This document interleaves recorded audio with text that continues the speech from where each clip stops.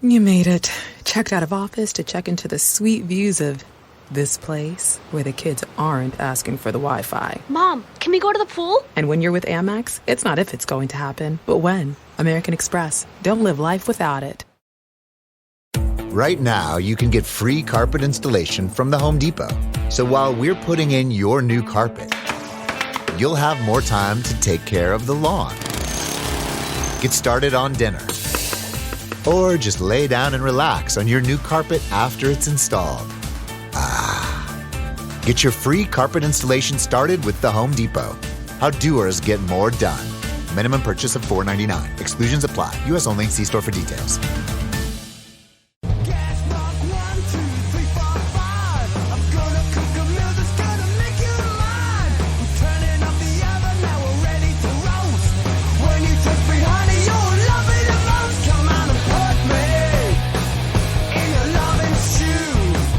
Welcome to another Britflicks.com podcast. My name's Stuart Wright, and today's guest, returning guest, I should say, is Daniel Draper. Welcome to the show. Thanks, Stuart. Good to be on again. We've talked about two of your films, but do you want to talk about your new film? Just give people a brief synopsis. Tell people what it is, brief synopsis to what it's all about. Yeah, the new film is a documentary called Manifesto. It's a feature-length documentary about Walton Constituency Labour Party, which is the safest Labour seat in the country, in a constituency that is one of the most deprived due to sort of austerity measures for the last 10, 12 years. It's also the only constituency in the country with two Premier League football clubs in the boundaries, which is quite unique. And it links into the other two films I've been on to talk about. We're sort of calling this film the last instalment of something we're calling the HOPE Trilogy, a series of films sort of made and focusing on the Labour Party sort of during the Corbyn years, if you like. Indeed, no, and that's kind of where when I was watching your film this time, because it was so specific about the machinations of politics, because it's about the, essentially leads up to and includes the 2019 general election. So it's very much about the sort of lead up to that and the fallout of that. And obviously we've had the pandemic and all kinds. So if I can start with there's three questions that are linked and you'll see how they fall. So the first one is, what did the documentary teach you about Liverpool? Ooh, that's a good question. About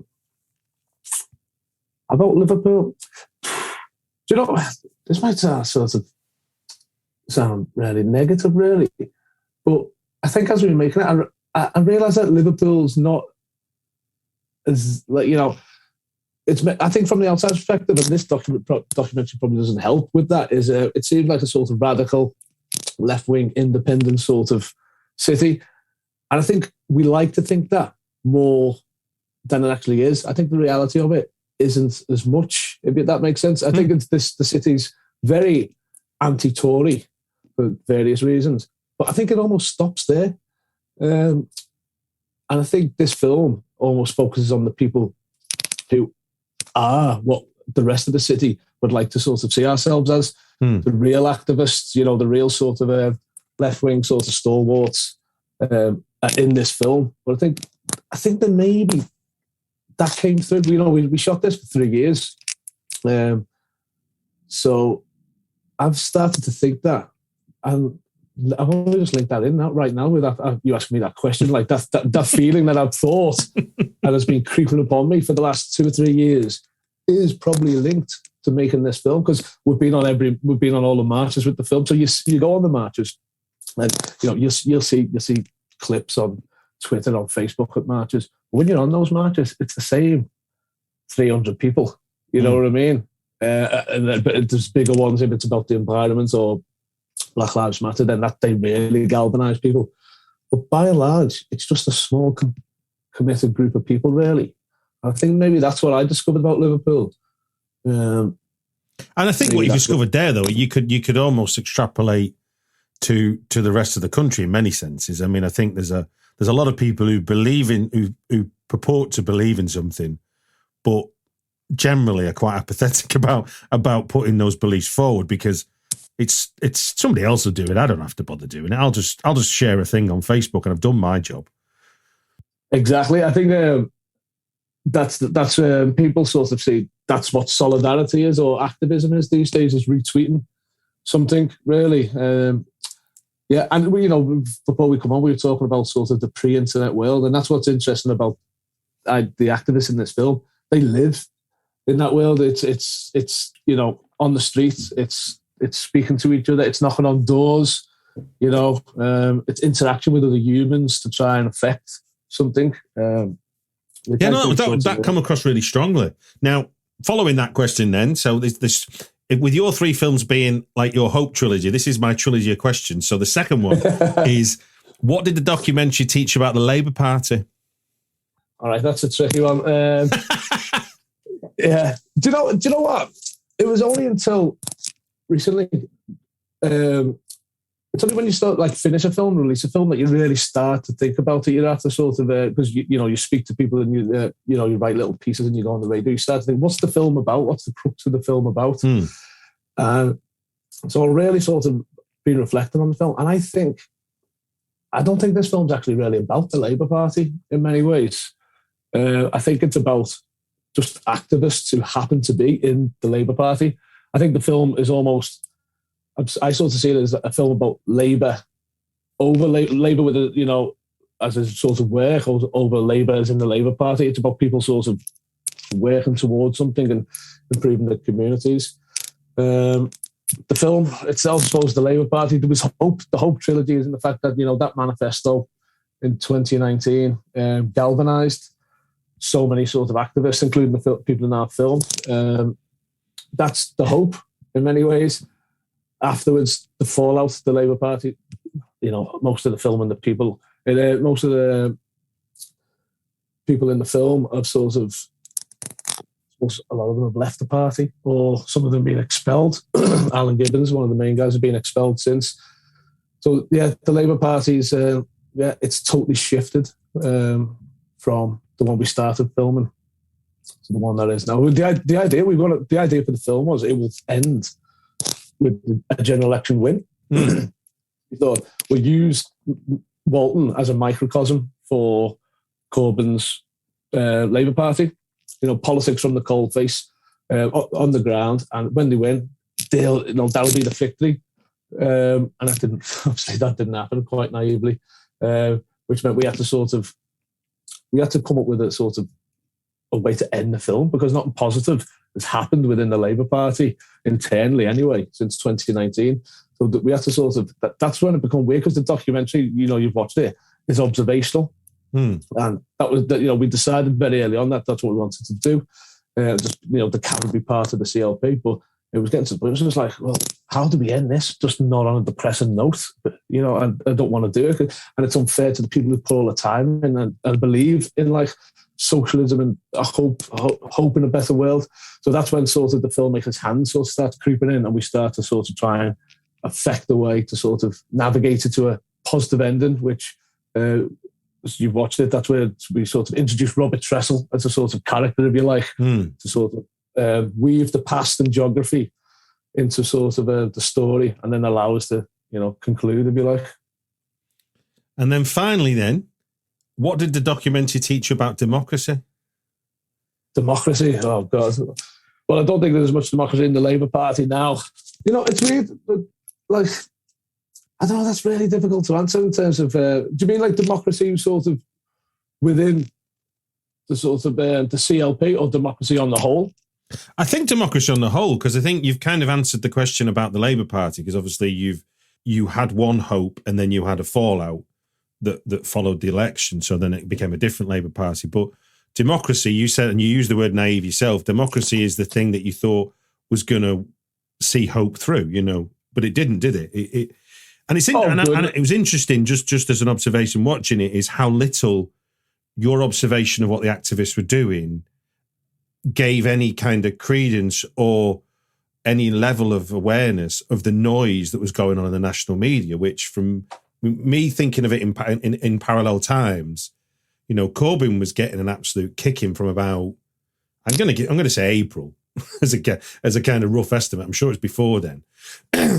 And to me, going into that election, I had no hope of winning at all. I don't even know why they called it, but that's history now. So yeah, I'm thinking more of the democracy in the broader sense, as in, you think the proportion of people in that district who vote Labour, they're not represented by an 80-seat majority Tory government, are they? So yeah, no, and this is why it's almost it's unfair, and I was naive. I thought we would win that election, and the film would represent that, as I mentioned. But when you look back, you just think there was no chance that was ever going to happen in terms of just the character assassination of Jeremy Corbyn. And you look at democracy on now, so like the type of stuff that Boris Johnson's getting away with and is still in power. If Jeremy Corbyn done 1% of that, he'd have been sort of hung, drawn, and quartered.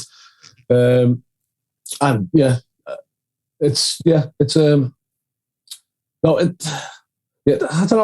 a strange one, really. Yeah, it's sort of.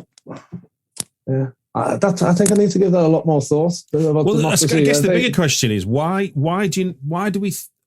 And this is just you and me shooting the shit here on a podcast, but it strikes me that the Labour Party, whether it be a Corbyn one or a Keir Starmer one, still believe they can win a two-party election, whereas there's such the gross disparity between how many people voted Labour and how many people voted anything else within, say, Walton, means that they're not proportionally represented in government. Because, and to me, it's like why aren't all the parties except Tories moving towards wanting something that's proportional as opposed to winner takes all is beyond me.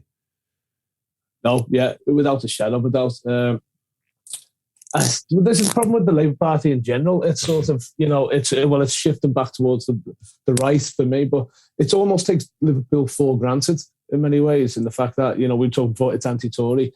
I remember a few years ago, they tried to, Tony Blair's son was thinking about running in Bootle, and that got shot down.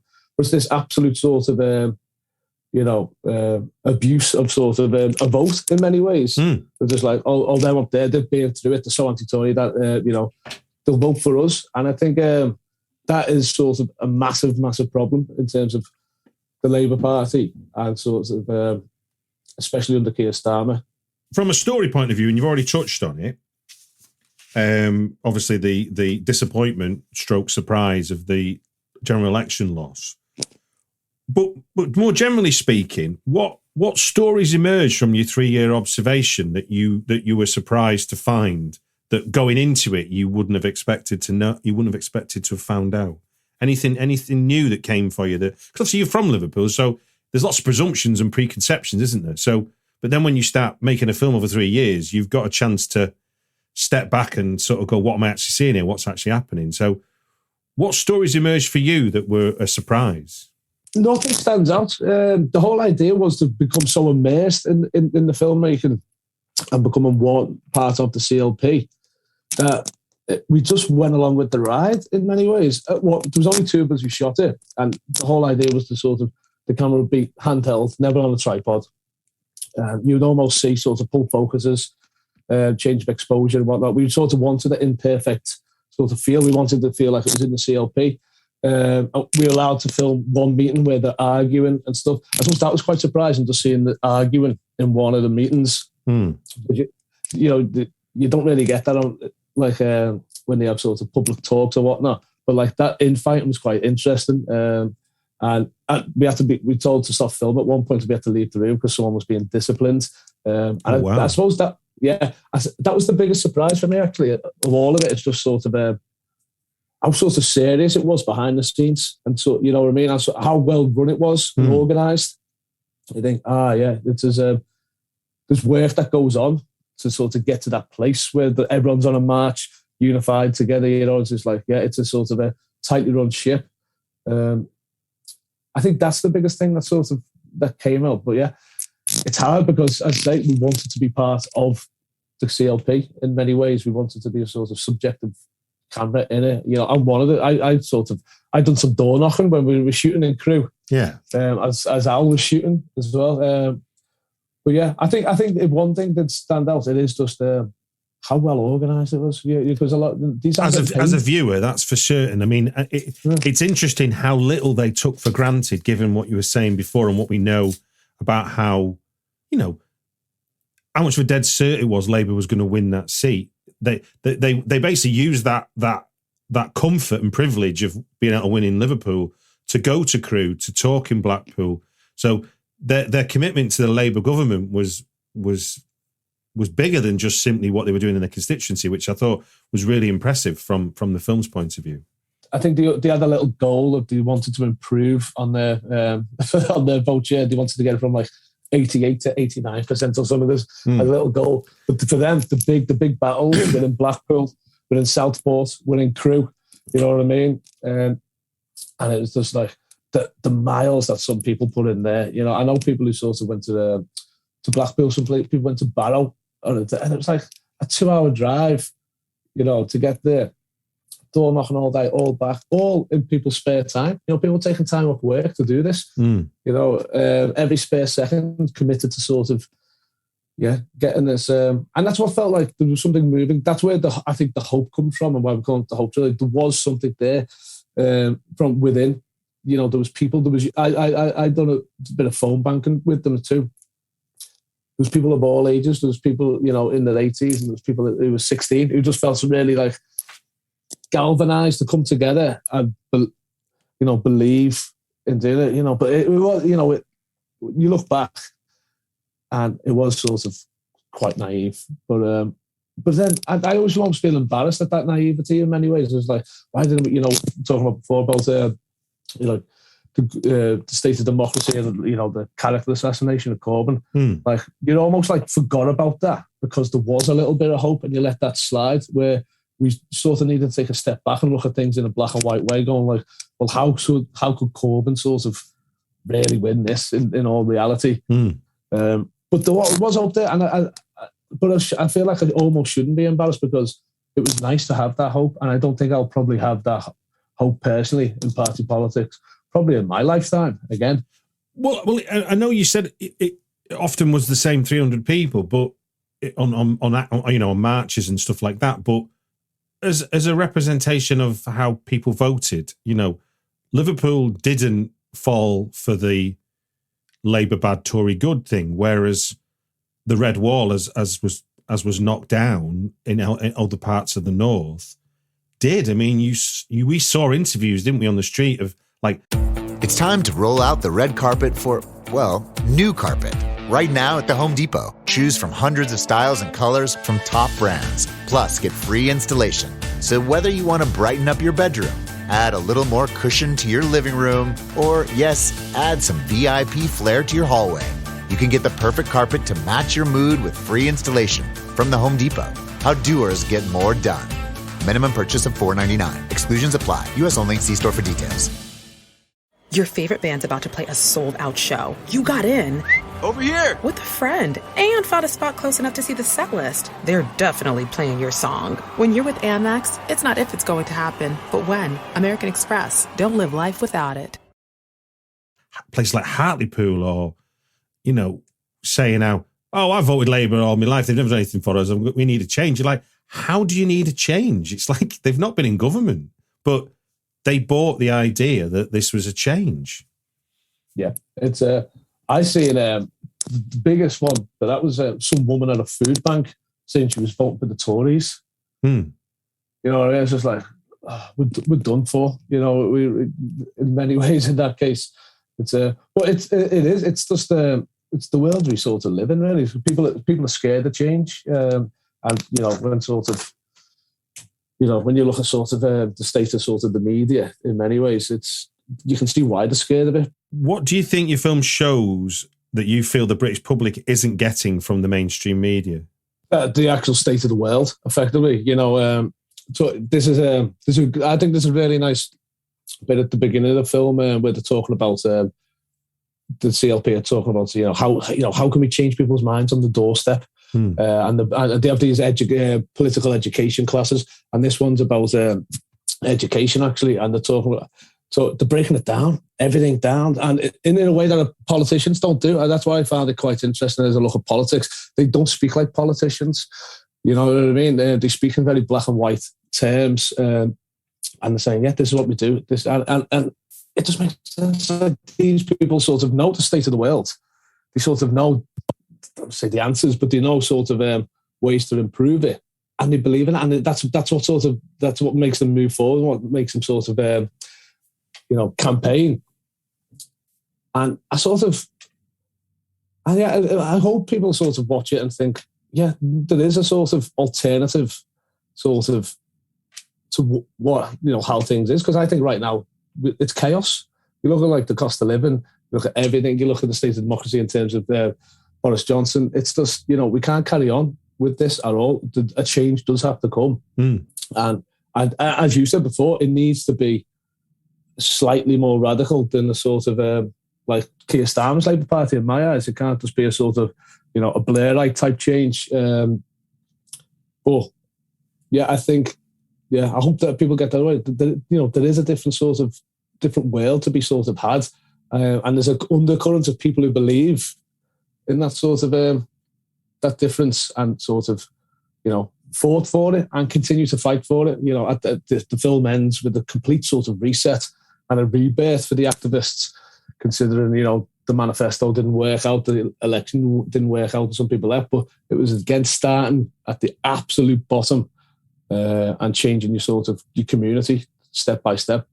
Politics from the bottom up, which I think is essential, really.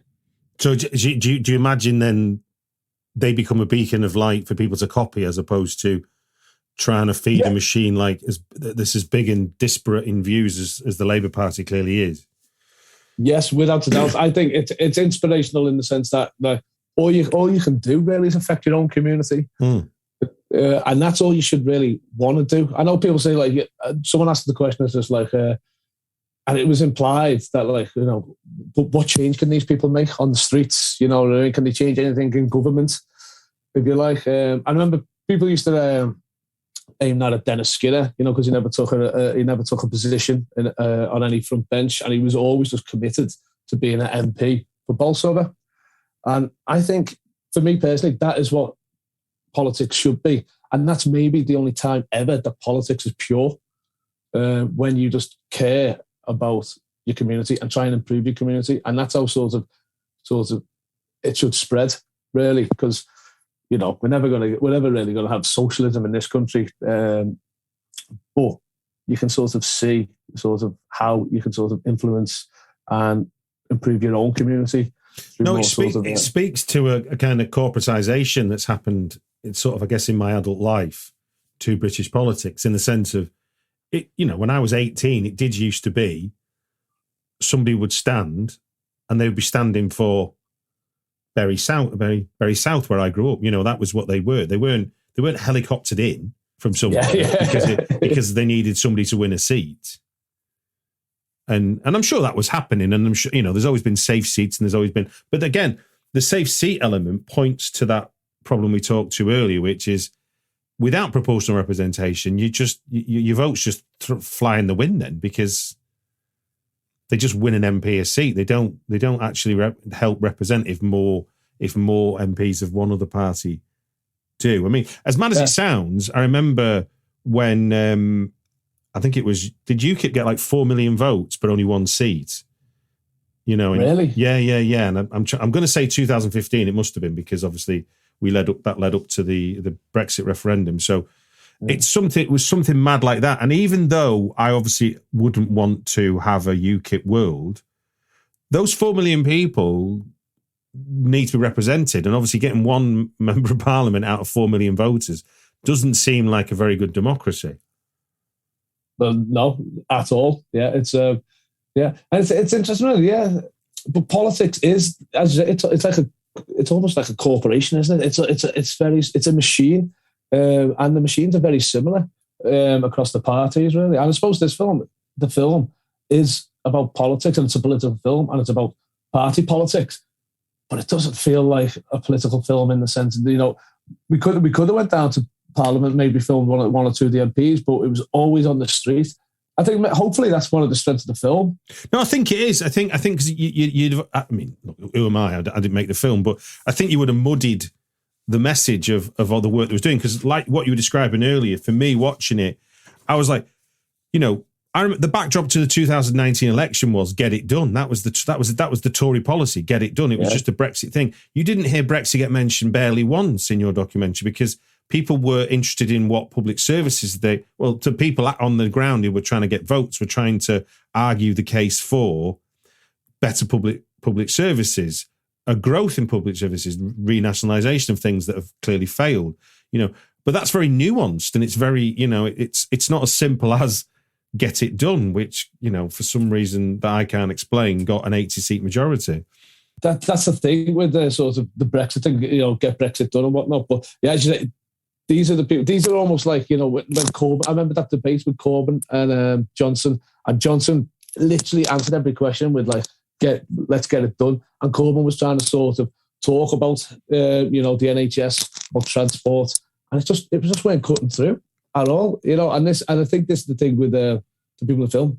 That's what they believe in. There's an argument in the film where they're talking about if someone wants, what they voted for Brexit, and they're like, we just want to move on, you know what I mean, and move forward, because that's the thing with politics. Politics, it's not static; it's always moving forward, and it's forever changing, really. Even though the whole Brexit thing did make it quite stagnant in many ways, and sort of it muddied that election.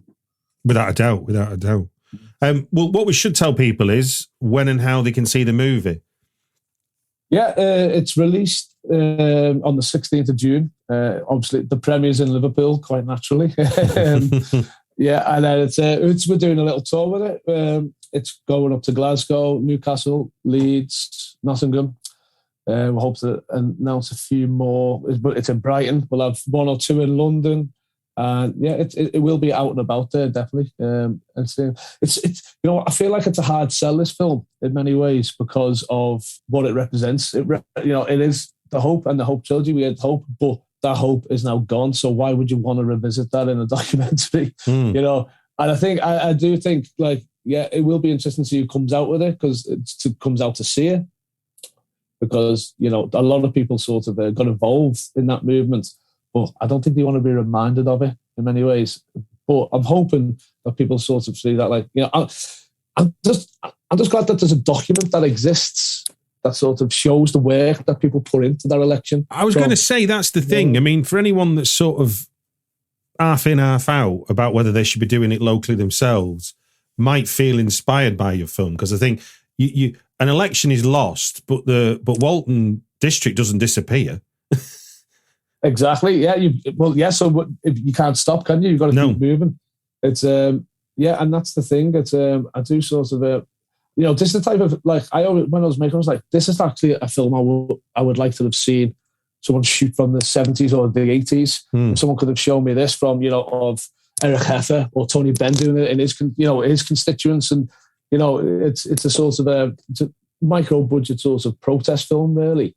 In many ways, it's punching above its weight in terms of release, but it is a chronicle of something that did happen. And I thought maybe there's other people making similar films because it was such a momentous time in political history, and nothing seems to be coming out from it at all. One of the templates for the film was in a way a template. There was a documentary on the BBC about the 2017 election. It was called Labour, the Summer That Changed Everything. And they follow three MPs. One of them's Stephen Kinnock. I can't remember the other two. And you could see that whole film was about shadowing these, like, sort of these snidey little MPs who wanted the death of Corbyn, and then they would sort of take over the party, and the film and the MPs, and then the faces drop at 2017 because it was really close. And you could see that film was set up though to sort of show, how Corbyn will fail, and then the sort of centre-right or right-wingers in the party will sort of take control again. So we use that as a template, like, we'll make that film, but a real film about what the Labour Party is currently. And I hope, I think, be interested to see how the film ages in many ways. Well, look, congratulations. I think you're right. It is great to have a document of that time. And like you said, and over time, in a way, maybe when the wounds have healed for some people, it'll become more valuable over time as much as anything else, because it's a real, like I say, you you show a real shift in Britain without needing to keep mentioning the word Brexit. You in a way, your film is showing the collateral damage of that simplistic view of politics, is that in reality, the way you build hope is about giving people something, not just taking something away. It's actually really about Corbyn. We could have filmed stuff with Corbyn, but he's mentioned a handful of times, and at the end of the film, it's summed up perfectly. But at the end of it, one of the episodes, it was never about Corbyn. It was about the ideas. You know what I mean? And those ideas are still, still flickering away. Really. I mean, that was something that stood out to me, because I think, unfortunately, because of the vilification of Corbyn, the election didn't become about his policies. I mean, as crazy as it is, his policies were not that radical to Ed Miliband's manifesto, to be honest with you. Exactly. Yeah, I thought that manifesto could have been way more sort of, more radical, if you like. And given what the Tories have done, which would be socialist things during the pandemic, the state intervening at every level. Yeah, it wasn't as wild as it was portrayed, but there was other parts of the debate that just kind of made it about who Corbyn was and what Corbyn represented in a media perception and a media narrative than it was about the policies he represented for Great Britain. It's so strange that, though, isn't it? And maybe that comes back to democracy you're talking about, like that. Literally, that's what we judged the leader of a political party by. Literally, how he dressed, what he was sort of portrayed as, rather than as ideas. Imagine voting for someone not because you didn't like their ideas, just because you didn't like him, but didn't really know why you didn't like him. It's so odd. Well, did you see there was an Australian politician did this recently where a right-wing journalist tried to hoodwink him with a kind of gotcha question, and he did. The whole response was, "This isn't about me. We're trying to develop ideas. We're trying to give people things to think about and why they vote. Nobody's voting for me. They're voting for the ideas of why we want to be in power, not because I want to be in power." And it was just a brilliant answer. I mean, I'm paraphrasing, but it was just really well done. And you kind of go, I wish more politicians with a radical outlook on life would give that kind of response. Yeah, it was. It's I can't see it changing now, really. I can only almost see it getting worse in many ways. The other thing is that in a way, Britain is a conservative with a small c country. Liverpool might not be a city, and certainly the people that you show in Walton certainly aren't, but the country, and that's where you get that. And conservative is stasis. It goes back to that point you made about fear of change. I think we live in a sort of one-party state, almost, if you like. So the last Labour sort of victory that went to do with Blair was 1974. You know what I mean? And since then, it's been Conservatives, other than the 3 Blair wins. But Blair only won because he sort of shook hands with the devil, with Murdoch, and took the party to the right. So that's, as you were saying, it's sort of, there's not much difference between sort of Tony Blair's Labour Party and the Conservative Party in my eyes. There's not, at all. Well, look, let's end on an up note. That was your Hope trilogy. To borrow a Star Wars term, what's your new Hope going to be? So I've started shooting a new film about, and it's not political, and I can't wait to get my teeth stuck into it, because it's been a sort of, it's been a slog the last few years, making these films.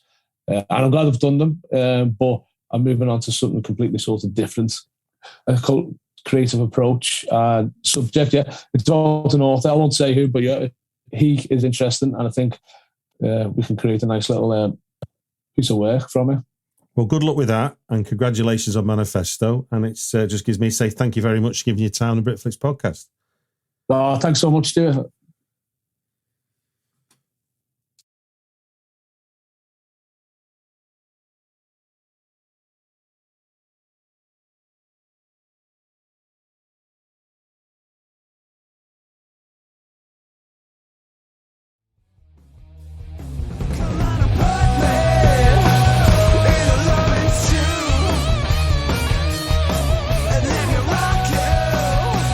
Like you want me to go down the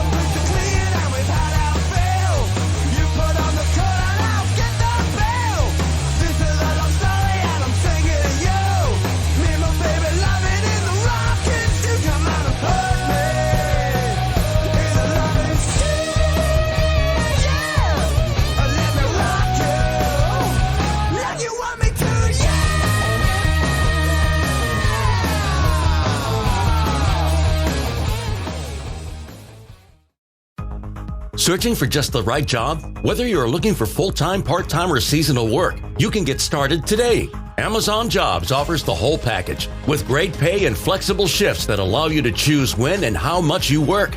Find a warehouse close to home and discover the role that works for you. To get your application started for an hourly job, go to amazon.com/apply. That's amazon.com/apply. Amazon is proud to be an equal opportunity employer.